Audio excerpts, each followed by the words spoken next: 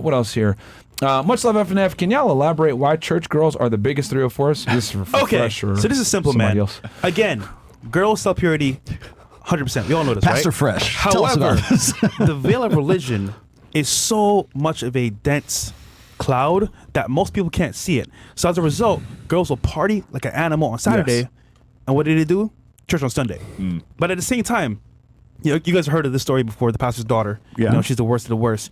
It's not because she's his daughter, it's because that environment where she's at, she's being constricted. And she wants to have fun, go out, do things.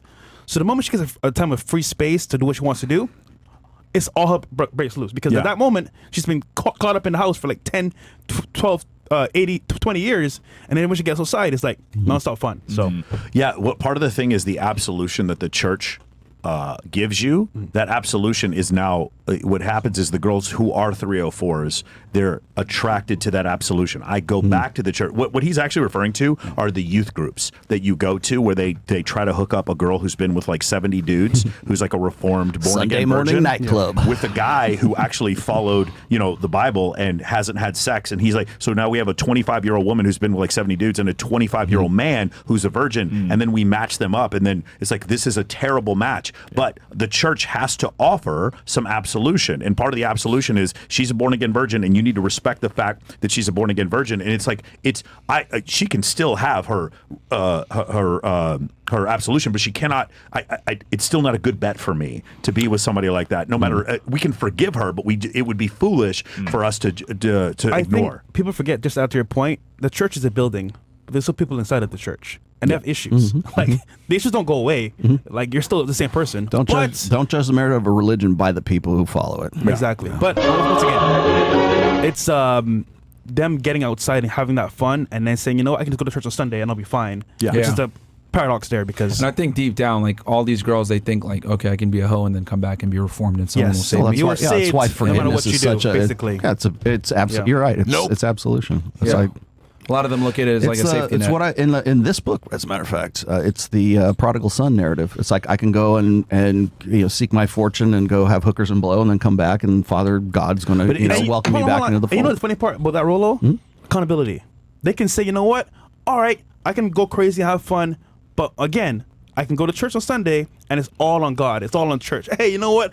My sins are washed away. Forgive me, Jesus, for doing what I did. It's not just the girl who's selling that, though. It is the church. It's The the church church is saying itself. you Yes. have been redeemed, and therefore, because you have been redeemed, this man who has no sexual experience should take you on as a wife because you have been redeemed, or are now in this youth group with him, and that you just end up in a terrible, terrible situation where there's a mismatch where she's been with 50 more people than you have, and you're just getting married because that's what the church told you to do. The parable of the prodigal son isn't about the son, and it's not even about God. It's about the people who are the true believers who never left the faith in the first place.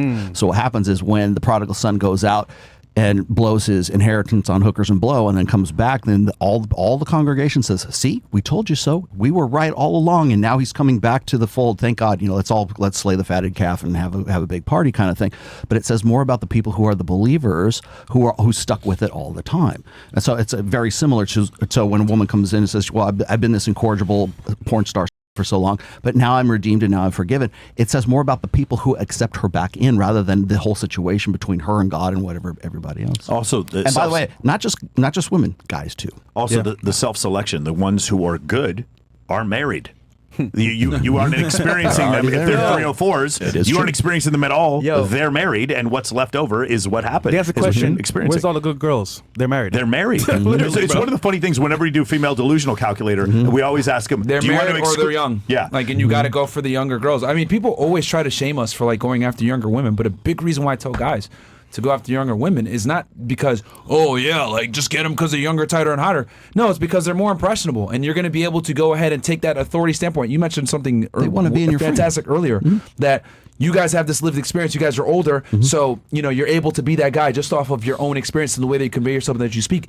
And then women want that. They want a guy. That's the basis who's of just ready frame. to go. That's So the it's like- basis of frame is having a world into which that woman wants to Yeah. willingly, voluntarily, like enthusiastically be a part of. And That's you build why. That's that why through he age. and Kylie are such a good match, is because she wants to be part of this fantastic world that she would never have with any other experience with any other guy, because at her he's age. Mike Sartain. And then here's the other thing. Let's go ahead and take a guy. Let me build you up a little bit more. Let's go ahead and take a guy that's 24, her age, and he has the same money as Mike, or maybe even the same status. Here's the problem: doesn't have the life experience, Access. hasn't been through the rigor. Yep.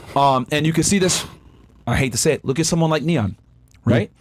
Young, impressionable, money, Why you fame, talking Neon, man? status, clout. No, well, I'm just saying just as an kidding. example, Just kidding. right? And this is why it's so important as a man to become, because what ends up happening is women are sharks in water. They see, oh, you got some money and you got some status, but you don't know your worth.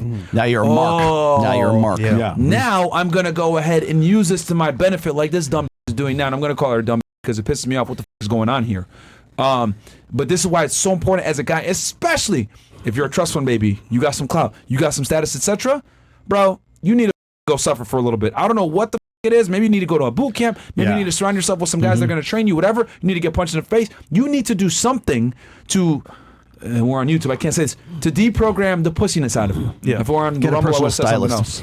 else. Yeah. What's the personal Look stylist? at McDonald's. Yeah, you know what I mean? But you need to do something, bro, to suffer a bit, because as a man, you need that suffering to build good stories, to build character. The problem is, and I see this with so many streamers that are young, they don't have character. They have money, but they don't have character, which a lot of you guys right now, you guys are looking at me crazy. Myron, you're loyal to a fault.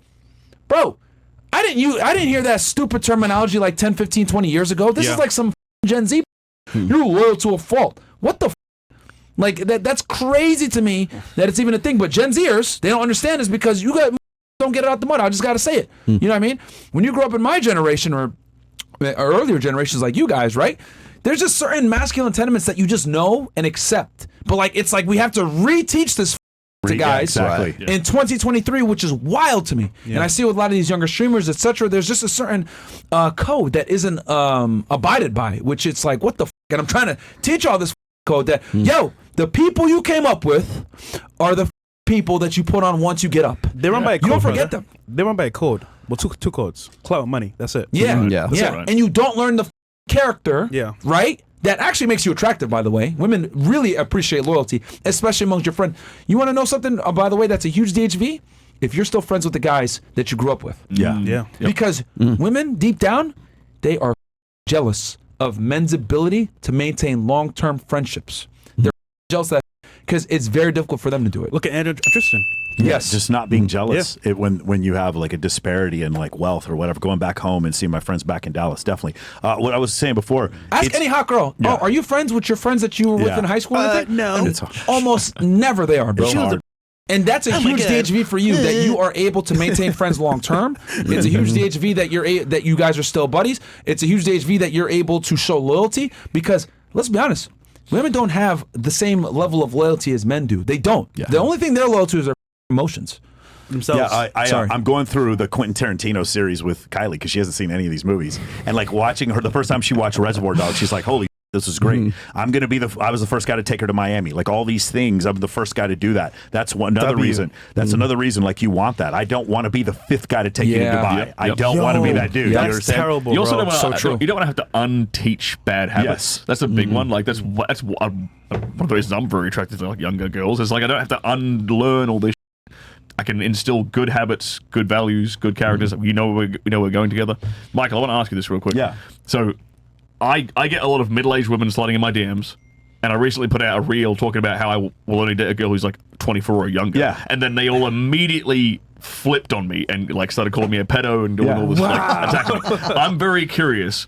Do you have that experience in person where like you'll find middle-aged women very attracted to you, and then once they find out you're dating Kylie, who's younger than you, they flip and get angry at you or like attack you in some way? It's not that much, and I think because they don't it's really weird. I don't know. I haven't really got a ton of that. I do get some, but not very much. It's actually been pretty positive. I don't know. I thought I was going to get a lot more hate from it, but I do get a little bit, but not as much. They do it behind your back. That's why. Yeah, that's probably. Hey, speaking of, you said something else about loyalty and teaching men loyalty because they don't understand it. So happy 248th birthday to the U.S. Marine Corps today, November 10th. This is 248th birthday. And in Latin, they say semper fi. Always loyal. So there you go. That's happy birthday to the Marine Corps. All right, guys, we got some chats, man, because, we're getting piled up. the show is going on. The time is ticking. All right. Okay. Hey, Fresh, I'm thinking about joining CEO Network to help me in my journey with stock/crypto. How's the mentoring help with that in there and or in MOA? P.S. Y'all woke my brown ass up. Thank you very much. Yeah, bro. So the network is not for bums. People that want to move forward and become successful. It's a brotherhood. But we bring in celebrity guests also as well, mentors as well in that space. We run Charlie and Miguel. So if you want help in there, they are in there as well. You can hit them up. And then MOA. Yes, man, for sure. If you guys want to come check us out, Use my link. You can go to MOAmentoring.com, or you guys can hit me up on IG and I'll put you in the free server, man. Yeah, for sure. Yeah, we took the what's it called, the VSL off, and it actually works better. So if you guys want to just go up there and check it out, Can I throw something about MOA in here? Sure. MOA is the only organization that I endorse right now, simply because it's a bottom up. It's not like we're going to change the world. It's like it's each one tell one. So it's a bottom up situation. And one of the things that I'm working with a friend of his right now to do a older gentleman's, a mature man's part of this, where and it's a lot of 45 recently to 65. divorced. Yeah, for recently divorced guys getting back So into the sexual marketplace. So we see a need right there, and so he and I are actually developing a program within MOA right now. There's nothing better than on some of our group calls for the rest of us coming together around a guy who is going through a custody battle or through a divorce. Right. We turn the recording off because I don't want anybody to hear any personal information, but just all of us coming together to support a man who's going through that, because that is the number one cohort for men self-deleting. Yeah. And so we always take that one seriously. Whenever there is a child custody battle or they're going through divorce, alimony, and it's just been rough, several times we turn the recording off and we all just come together to support them. That's one of the things one of the very important things. So when him doing that with Major Joseph Marone of the United States Marine Corps, they're doing a program together, so I'm excited about that. All right.